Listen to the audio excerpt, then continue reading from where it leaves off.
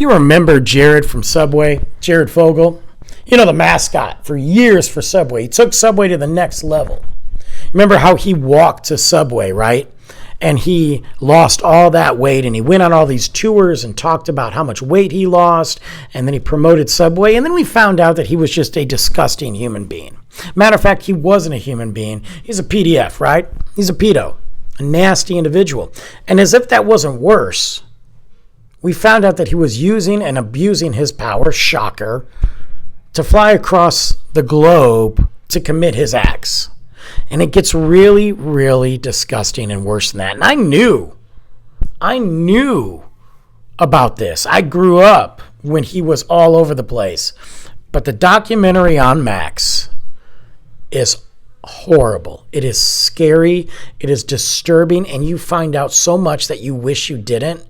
But it really is an eye-opener for corporate America and how they will do anything. They will do anything to make money, and they won't even investigate their people.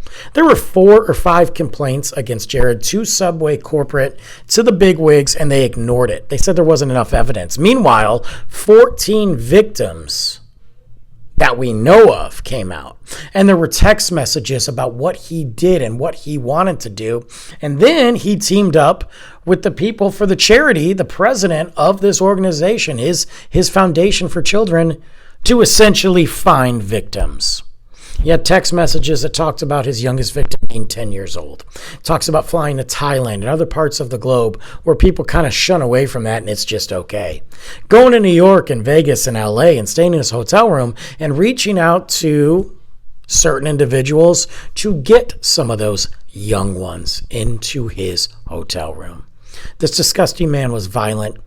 He was vicious, and he tried to sit there and play America, and he did. And Subway allowed it, which is why they have never recovered from this. Which is why, quite frankly, today, besides the fact that it's nasty, I'm not eating there.